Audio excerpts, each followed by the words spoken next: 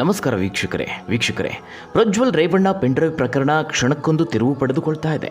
ರಾಜ್ಯದ ಜನರಿಗೆ ಅರಗಿಸಿಕೊಳ್ಳೋದಕ್ಕೆ ಸಾಧ್ಯವಾಗದಷ್ಟು ಹೊಸ ಬೆಳವಣಿಗೆಗಳು ಆಗ್ತಾ ಇದೆ. ಈಗಾಗಲೇ ಪ್ರಜ್ವಲ್ ರೇವಣ್ಣ ಅವರದ್ದು ಎನ್ನಲಾದ ಅಶ್ಲೀಲ ವಿಡಿಯೋಗಳು ದೊಡ್ಡ ಮಟ್ಟದಲ್ಲಿ ಸದ್ದು ಮಾಡ್ತಾ ಇದೆ. ಇದರ ಬೆನ್ನಲ್ಲೇ ಮತ್ತೋರ್ವ ರಾಜಕೀಯ ನಾಯಕನ ಅಶ್ಲೀಲ ವಿಡಿಯೋ ಒಂದು ಹೊರಬಂದಿದೆ. ಅದರಲ್ಲೂ ಪ್ರಜ್ವಲ್ ರೇವಣ್ಣ ಅಶ್ಲೀಲ ವಿಡಿಯೋಗಳನ್ನು ಬಿಡುಗಡೆ ಮಾಡ್ತೀನಿ ಎಂದಿದ್ದ ಬಿಜೆಪಿ ಮುಖಂಡನ ವಿರುದ್ಧವೇ ಅಶ್ಲೀಲ ವಿಡಿಯೋವನ್ನು ಹರಿಬಿಡಲಾಗಿದೆ. ಹಾಗಾದರೆ ಏನಿದು ವಿಡಿಯೋ? ಯಾವ ರಾಜಕೀಯ ನಾಯಕನಿಗೆ ಸಂಬಂಧಪಟ್ಟಿದ್ದು? ಪ್ರಜ್ವಲ್ ರೇವಣ್ಣ ಪ್ರಕರಣದಲ್ಲಿ ಆಗಿರುವಂತಹ ಹೊಸ ಬೆಳವಣಿಗೆ ಏನು? ಆ ಎಲ್ಲದರ ಬಗ್ಗೆ ಸಂಪೂರ್ಣ ಮಾಹಿತಿಯನ್ನು ನೋಡೋಣ. ಅದಕ್ಕೂ ಮುನ್ನ ವೀಕ್ಷಕರೇ, ಹಾಸನದ ಪೆನ್ಡ್ರೈವ್ ವಿಚಾರದಲ್ಲಿ ತಕ್ಷಣವೇ ಆರೋಪಿಗಳನ್ನು ಬಂಧಿಸಿ ನೀಚ ಕೃತ್ಯಕ್ಕೆ ಕಠಿಣವಾದ ಶಿಕ್ಷೆ ಆಗಬೇಕು ಅಂತ ನೀವು ಕೂಡ ಹೇಳೋದಾದರೆ ತಪ್ಪದೆ ಈ ವಿಡಿಯೋಗೊಂದು ಲೈಕ್ ಕೊಡುವ ಮೂಲಕವಾಗಿ ತಿಳಿಸಿ.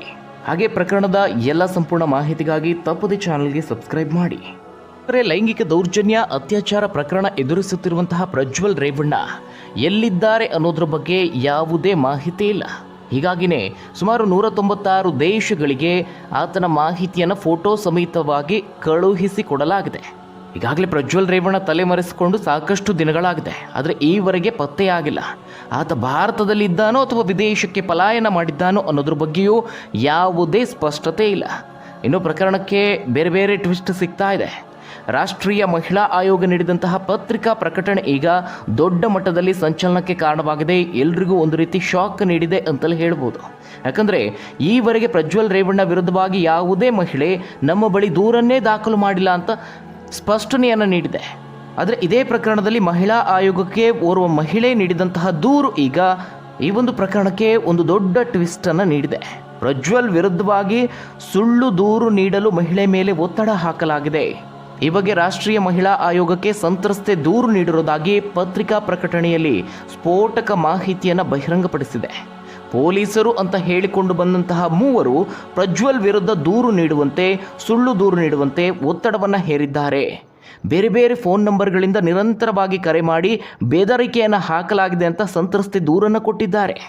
ಇನ್ನು ವೀಕ್ಷಕರೇ, ನಿಮ್ಮೆಲ್ಲರಿಗೂ ಗೊತ್ತಿರುವಂತೆ ಈ ಪ್ರಕರಣದ ತನಿಖೆಯನ್ನು ನಡೆಸ್ತಾ ಇರೋದು CID ರೂಪಿಸಿರುವಂತಹ ವಿಶೇಷ ತನಿಖಾ ತಂಡ. SIT ಬಳಿಯಲ್ಲಿ ಮತ್ತೋರ್ವ ಸಂತ್ರಸ್ತೆ ಪ್ರಜ್ವಲ್ ವಿರುದ್ಧವಾಗಿ ದೂರನ್ನು ನೀಡಿದ್ದು ಅತ್ಯಾಚಾರ ನಡೆದಿದೆ ಅಂತ ಹೇಳಿಕೆಯನ್ನು ನೀಡಿದ್ದಾರೆ. ಈ ಸಂಬಂಧ ಪ್ರಜ್ವಲ್ ವಿರುದ್ಧವಾಗಿ 3ನೇ FIR ದಾಖಲಾಗಿದೆ. ಈಗಾಗಲೇ 2 ಸರ್ಕಾರಿ ಅಧಿಕಾರಿಗಳು ಸೇರಿದಂತೆ ಇವರಿಗೆ ಒಟ್ಟು 9 ಮಂದಿ ಸಂತ್ರಸ್ತೆಯರನ್ನು ಗುರುತಿಸಿ ವಿಚಾರಣೆಯನ್ನು ನಡೆಸಲಾಗಿದೆ. ಸಾಮಾಜಿಕ ಜಾಲತಾಣದಲ್ಲಿ ಹರಿದಾಡಿದಂತಹ ಪ್ರಜ್ವಲ್ ಲೈಂಗಿಕ ದೌರ್ಜನ್ಯದ ವಿಡಿಯೋಗಳನ್ನು ಆಧರಿಸಿ ಸಂತ್ರಸ್ತೆಯರನ್ನು ಪತ್ತೆ ಮಾಡಲಾಗಿದೆ. ಸುಮಾರು 3 ವರ್ಷಗಳ ಅವಧಿಯಲ್ಲಿ ಲೈಂಗಿಕ ದೌರ್ಜನ್ಯ ನಡೆದಿದೆ ಅಂತ ಸಂತ್ರಸ್ತೆಯರು ಹೇಳಿಕೆಯನ್ನು ನೀಡಿದ್ದಾರೆ.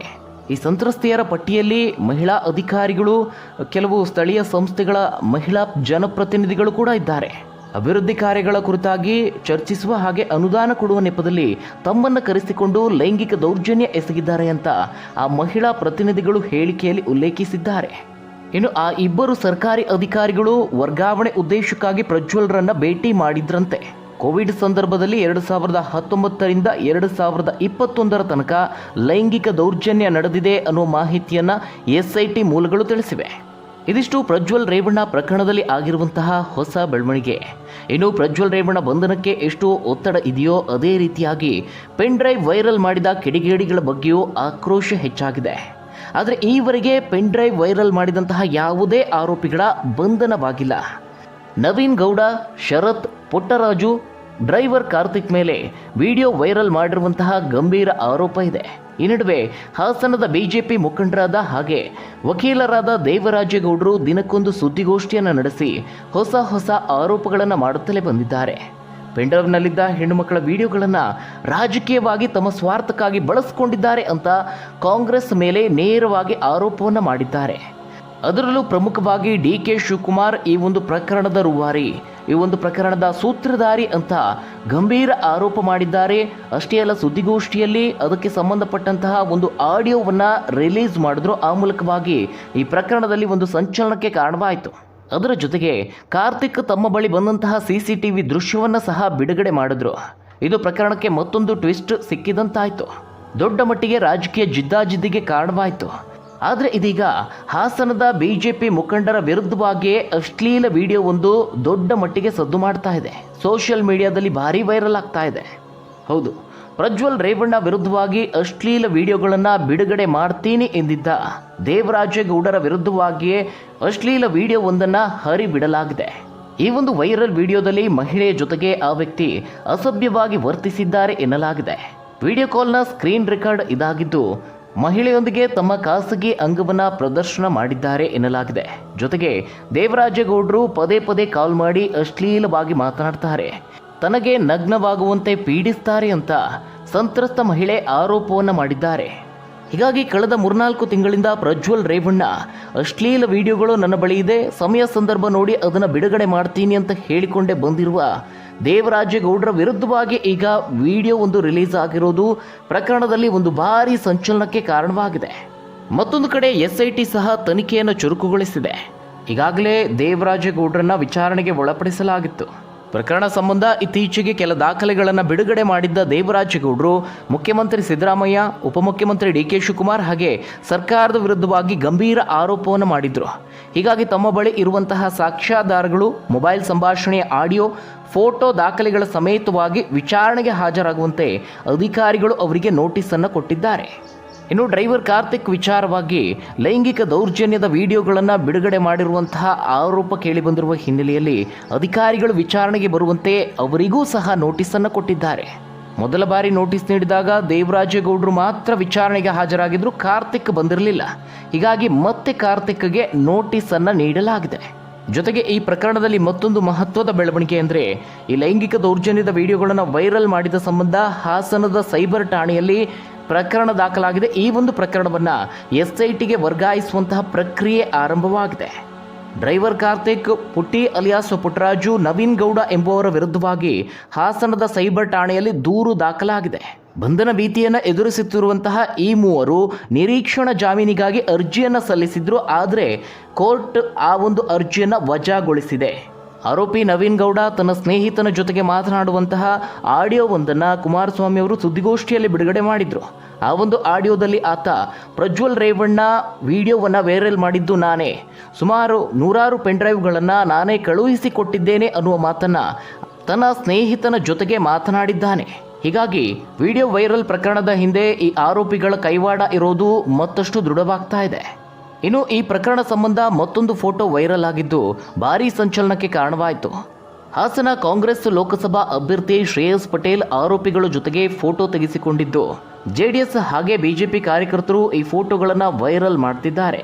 ಶ್ರೇಯಸ್ ಪಟೇಲ್ ಡ್ರೈವರ್ ಕಾರ್ತಿಕ್ ಹಾಗೆ ಪುಟ್ಟರಾಜು ಜೊತೆಯಲ್ಲಿ ಆತ್ಮೀಯವಾಗಿ ತೆಗೆಸಿಕೊಂಡಿರುವಂತಹ ಫೋಟೋ ಇದಾಗಿದ್ದು ಪೆನ್ ಡ್ರೈವ್ ವೈರಲ್ ಪ್ರಕರಣದಲ್ಲಿ ಭಾರೀ ಚರ್ಚೆಗೆ ಕಾರಣವಾಗಿದೆ. ಇನ್ನು ಪ್ರಕರಣದಲ್ಲಿ ಸುಮಾರು 25,000 ಪೆನ್ ಡ್ರೈವ್ಗಳನ್ನು ಹಂಚಿಕೆ ಮಾಡಲಾಗಿದೆ ಅನ್ನುವ ಆರೋಪ ಕೇಳಿಬಂದಿದೆ.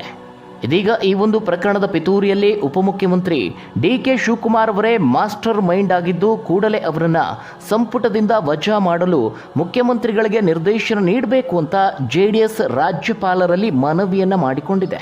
ಪೆನ್ಡ್ರೈವ್ ಹಂಚಿಕೆ ಬಗ್ಗೆ ರಾಜ್ಯ ಸರ್ಕಾರ ನೇಮಕ ಮಾಡಿರುವಂತಹ ವಿಶೇಷ ತನಿಖಾ ತಂಡ ಪಾರದರ್ಶಕವಾಗಿ ತನಿಖೆಯನ್ನು ನಡೆಸ್ತಾ ಇಲ್ಲ. ಹೀಗಾಗಿ ಪ್ರಕರಣವನ್ನು CBI ತನಿಖೆಗೆ ಒಪ್ಪಿಸಬೇಕು ಅಂತ JDS ರಾಜ್ಯಪಾಲರಲ್ಲಿ ಮನವಿಯನ್ನು ಮಾಡಿಕೊಂಡಿದೆ. SIT ಸರಿಯಾಗಿ ತನಿಖೆ ಮಾಡ್ತಿಲ್ಲ, ನಿಷ್ಪಕ್ಷಪಾತವಾಗಿ ತನಿಖೆ ನಡೆಸ್ತಾ ಇಲ್ಲ, ಇಡೀ ಪ್ರಕರಣವನ್ನು ದಿಕ್ಕು ತಪ್ಪಿಸುವ ರೀತಿಯಲ್ಲಿ ಅದು ಕಾರ್ಯನಿರ್ವಹಿಸುತ್ತಿದೆ ಅಂತ JDS ಗಂಭೀರ ಆಪಾದನೆಯನ್ನು ಮಾಡಿದೆ. ಪ್ರಜ್ವಲ್ ರೇವಣ್ಣ ಅವರ ಮಾಜಿ ಕಾರು ಚಾಲಕ ಕಾರ್ತಿಕ್ ಎನ್ನುವ ವ್ಯಕ್ತಿ ಈ ವಿಡಿಯೋ ಹಾಗೆ ಚಿತ್ರಗಳನ್ನು ಪ್ರಜ್ವಲ್ ಅವರ ಮೊಬೈಲ್ನಿಂದ ಕದ್ದು ಸೋರಿಕೆ ಮಾಡಿದ್ದಾರೆ. ಕಾರ್ತಿಕ್ ಮತ್ತು DCM DK ಶಿವಕುಮಾರ್ ಅವರು ಭೇಟಿಯಾಗಿ ಸಂಚನ್ನು ರೂಪಿಸಿದ್ರು. ಆದರೆ ಈವರೆಗೆ ಕಾರ್ತಿಕ್ನನ್ನು ಬಂಧಿಸಿಲ್ಲ ಅಂತ JDS ದೂರನ್ನು ಕೊಟ್ಟಿದೆ. ಇನ್ನು ಹಾಸನ ಸೇರಿದಂತೆ ರಾಜ್ಯಾದ್ಯಂತ ಪೆನ್ ಡ್ರೈವ್ ಹಂಚಿಕೆ ಮಾಡಿರುವ ಪ್ರಕರಣದ ಆರೋಪಿಗಳ ಬಗ್ಗೆ ದೂರು ದಾಖಲಾಗಿದ್ರೂ ಸಹ ಈವರೆಗೆ ಬಂಧಿಸಿಲ್ಲ. ಈ ಕೃತ್ಯದಲ್ಲಿ ನವೀನ್ ಗೌಡ ಎಂಬ ವ್ಯಕ್ತಿ ಭಾಗಿಯಾಗಿದ್ದು ಹಾಸನದಲ್ಲಿ FIR ಆಗಿದ್ರೂ ಅವನನ್ನು ತನಿಖಾ ತಂಡ ಬಂಧನ ಮಾಡಿಲ್ಲ ಅಂತ ರಾಜ್ಯಪಾಲರಿಗೆ ಸಲ್ಲಿಸಿದ ದೂರಿನಲ್ಲಿ ಉಲ್ಲೇಖ ಮಾಡಲಾಗಿದೆ. ಆಧುನಿಕ ತಂತ್ರಜ್ಞಾನವನ್ನು ಬಳಕೆ ಮಾಡಿಕೊಂಡು ಈ ವಿಡಿಯೋಗಳನ್ನು ಎಲ್ಲೆಡೆ ಸೋರಿಕೆ ಮಾಡಲಾಗಿದೆ ಅಂತ ಹೇಳಲಾಗಿದೆ. ಒಟ್ಟಾರೆಯಾಗಿ ಈ ಒಂದು ಪ್ರಕರಣದಲ್ಲಿ 2 ವಿಚಾರಗಳು ಬಹಳ ಗಂಭೀರವಾಗಿ ಚರ್ಚೆ ಆಗ್ತಾ ಇದೆ. ಪ್ರಜ್ವಲ್ ರೇವಣ್ಣ ಇನ್ನೂ ಕೂಡ ಪತ್ತೆಯಾಗಿಲ್ಲ, ಆತನನ್ನು ಬಂಧಿಸಲೇಬೇಕಾಗಿದೆ. ಮತ್ತೊಂದು ಕಡೆ ಮಹಿಳೆಯರ ಮಾನಹಾನಿಗೆ ಕಾರಣವಾಗಿರುವಂತಹ ಅಶ್ಲೀಲ ವಿಡಿಯೋಗಳ ಹಂಚಿಕೆ ಮಾಡೋದನ್ನು ತಡೆಯೋದರಲ್ಲಿ ರಾಜ್ಯ ಸರ್ಕಾರ ಸಂಪೂರ್ಣ ವಿಫಲವಾಗಿದೆ ಅಂತ ಬಹಳ ದೊಡ್ಡ ಮಟ್ಟದಲ್ಲಿ ಚರ್ಚೆ ಆಗ್ತಾ ಇದೆ. ಪೆನ್ಡ್ರೈವ್ಗಳನ್ನು ಬಸ್ ಸ್ಟ್ಯಾಂಡ್, ಉದ್ಯಾನವನ ಸೇರಿದಂತೆ ಬಹುತೇಕ ಸಾರ್ವಜನಿಕ ಪ್ರದೇಶಗಳಲ್ಲಿ ತಂದು ಹಾಕಲಾಗಿದೆ ಅನ್ನುವಂತಹ ಆರೋಪ ಕೇಳಿಬಂದಿದೆ. ಸದ್ಯ ಈ ಒಂದು ಪ್ರಕರಣ ರಾಜಕೀಯ ಸ್ವರೂಪವನ್ನು ಪಡೆದುಕೊಂಡ ನಂತರದಲ್ಲಿ ಹೊಸ ಬೇರೆ ಬೇರೆ ವಿಚಾರಗಳು ಹೊರಬರ್ತಾ ಇದೆ. ಹೀಗಾಗಿ ಪ್ರಕರಣದಲ್ಲಿ ಯಾರ್ಯಾರ ಕೈವಾಡ ಇದೆ ಅನ್ನೋದು ಇನ್ನಷ್ಟೇ ಬೆಳಕಿಗೆ ಬರಬೇಕಾಗಿದೆ. ಇದಿಷ್ಟು ಪ್ರಕರಣದಲ್ಲಿ ಆಗಿರುವಂತಹ ಒಂದಷ್ಟು ಹೊಸ ಬೆಳವಣಿಗೆ. ಹಾಗಾದರೆ ಈ ಒಂದು ವಿಡಿಯೋದ ಬಗ್ಗೆ ನೀವೇನಂತೀರಾ? ತಪ್ಪದೆ ನಿಮ್ಮ ಅನಿಸಿಕೆ ಅಭಿಪ್ರಾಯವನ್ನು ಕಮೆಂಟ್ ಮೂಲಕ ತಿಳಿಸಿ. ಧನ್ಯವಾದಗಳು ವೀಕ್ಷಕರೇ.